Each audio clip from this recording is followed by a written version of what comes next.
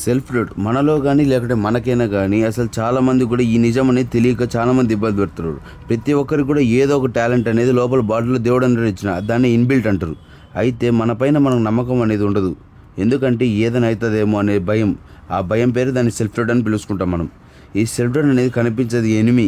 బయటికి రాకుండానే మనలోనే కాన్ఫిడెన్స్ మొత్తాన్ని కూడా చంపేస్తుంది.